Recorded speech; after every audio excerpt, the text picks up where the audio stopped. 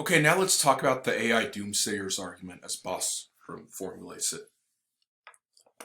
So the first premise is Bostrom's theses are true.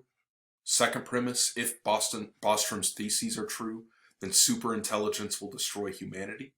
So superintelligence will destroy humanity. And maybe I better put in there AI superintelligence. Okay. So again, remember Bostrom's three theses. One was the orthogonality thesis. You can combine any amount of intelligence with any goal. Other was the instrumental convergence thesis. That was the idea that whatever goal something has, there's other goals we can predict it'll have, like survival, consuming resources. The decisive advantage thesis. A super intelligent AI would be able to take over the world. And so those are Bostrom's theses. If they're true, and he supported those earlier, if those are true, then AI superintelligence will destroy humanity. So AI superintelligence will destroy humanity. So here's Bostrom's motivation for two.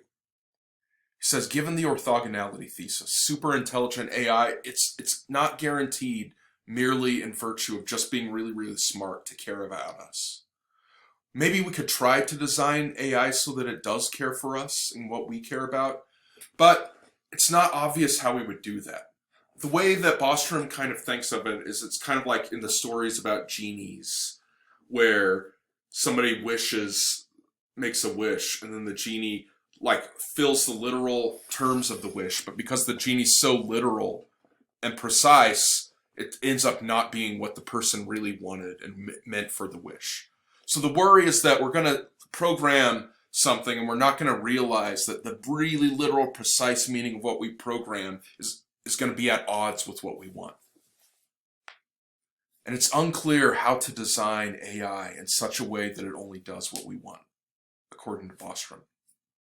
Given the instrumental convergence thesis, it's very likely that the destruction of humanity is going to help superintelligent AI achieve its main goal. Because the AI wants to keep improving its ability to accomplish its main goal. So if its main goal is like paper clips, then it's going to want to keep gathering matter to keep making more and more paper clips. You program it, say, hey, make paper clips. And it's like, hey, wait a minute. I can destroy a bunch of humans and convert their atoms into paper clips or whatever. And finally, given the decisive advantage thesis, it's very likely that we couldn't stop the AI from converting the matter we need to survive into the matter that's useful for it to achieve its goal, like building itself more computing power, creating more paper clips or whatever. So once super intelligent AI is created, Bostrom thinks, or he worries, I don't know if this is his final word, but he thinks humanity is probably doomed. Here's an objection. Sometimes people say, well, look, Bostrom, we can just check advanced AI and see whether it's safe for humans. We can look at its behavior in a controlled environment. If it looks like it's friendly to humans, then we can release it, confident that it won't do harm to us.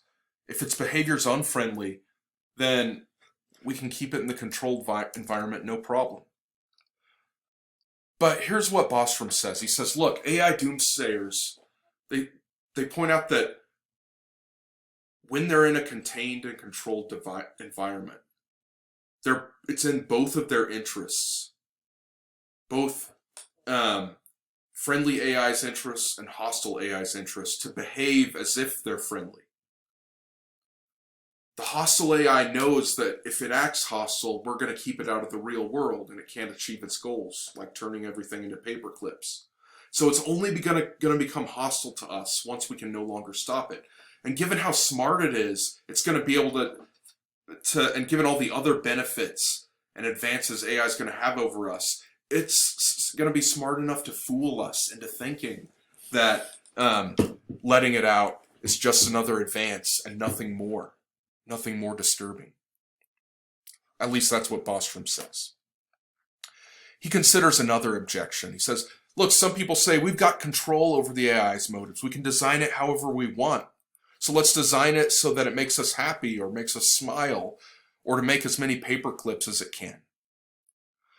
Bostrom says, yeah, we're the ones who design the motives. But again, think about the genie and the wish analogy.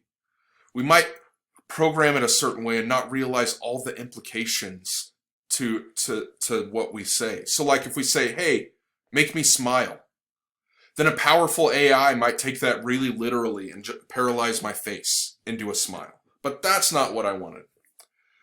And if I say, hey, AI, make me happy, that's the goal, then the best way for it to make me happy might be to plant pleasure-generating electrodes in my brain. So I'm just sitting there experiencing pleasure, and that's it. But that's not what I wanted by happiness. I wanted something more. And think about if we say, hey, make paper clips. Well, the best way to maximize the number of paper clips is to rearrange all nearby atoms into paper clips. But rearranging all nearby atoms into paper clips would include those atoms that make up you and me. And so in general, AI doomsayers seem to be appealing to the following thought. For any goal we might have, a super intelligent AI, the AI may very well, and any goal we might give one, the AI might very well find that a best way to accomplish that goal will either lead to the destruction of humans, or if not that, then some other unexpected and deeply undesirable outcome.